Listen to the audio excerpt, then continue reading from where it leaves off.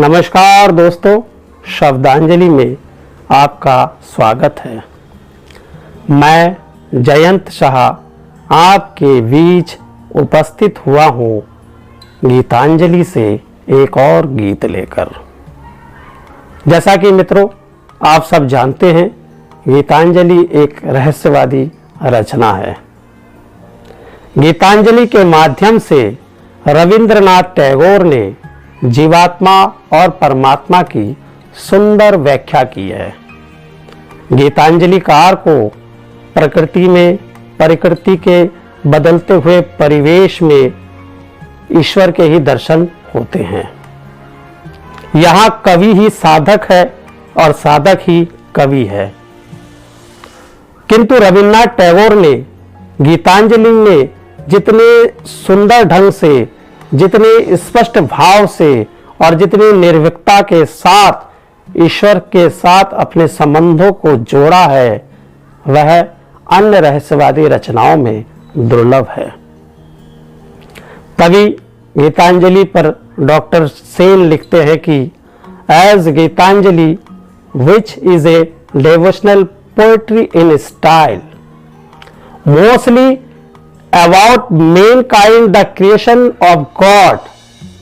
Gitanjali starts with a feelings of gratitude for the Almighty, for His love of creation. Poet is grateful to God for He is the Sprite who puts rhythm and harmony in human life. Gitanjali में, उसके गीतों में, उसके भावों में हर जगह गीतांजलिकार की जो छटपटाहट है, जो बेचैनी है, जो उनकी अधीरता है ईश्वर तक पहुंचने की, वहां हर जगह दिखाई पड़ती है। उदाहरण के लिए गीतांजलि का यह गीत ही लीजिए, जननी तुम्हार करुण चरण खानी। इस गीत का प्रकाशन सबसे पहले 1908 में नव कल्लोल में हुआ था। बाद में गीतांजलि में इसे सम्मिलित कर लिया गया।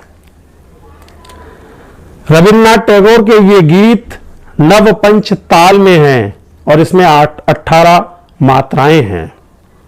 इसीलिए रविन्द्रनाथ टैगोर के गीतों का हिंदी में अनुवाद करना अत्यंत कठिन हो जाता है, क्योंकि किसी भी भाषा की सौंदर्यता, किसी भी भाषा में प्रचलित साहित्यिक मान्यताएं, किसी भी भाषा के बिंब दूसरे भाषा से भिन्न होते हैं। उसके साथ साथ ही रविन्द्रनाथ टैगोर के रविंद्र संगीत की छाप, उसका अनुवाद तो हो ही नहीं सकता।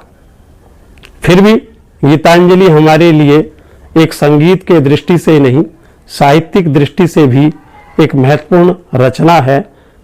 तो जननी तुम्हार करुण चरण खानी का हिंदी अनुवाद कुछ इस प्रकार से मेरे द्वारा किया गया है, वो आपके सम्मुख निवेदित है।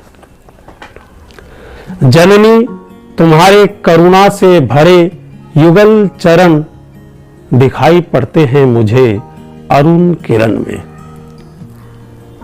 कि जननी तुम्हारे करुणा से भरे युगल चरण दिखाई पड़ते हैं मुझे अरुण किरण में।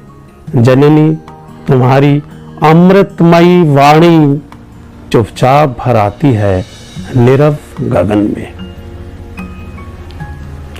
नतमस्तक हूं तुम्हारे प्रति मैं अखिल भुवन में। नतमस्तक हूं तुम्हारे प्रति मैं संपूर्ण जीवन में। कि नतमस्तक हूं तुम्हारे प्रति मैं अखिल भुवन में। नतमस्तक हूं तुम्हारे प्रति मैं संपूर्ण जीवन में। तन मन धन अर्पित करूं मैं आज भक्तिमय भावना के साथ तुम्हारी पूजा अर्चन में।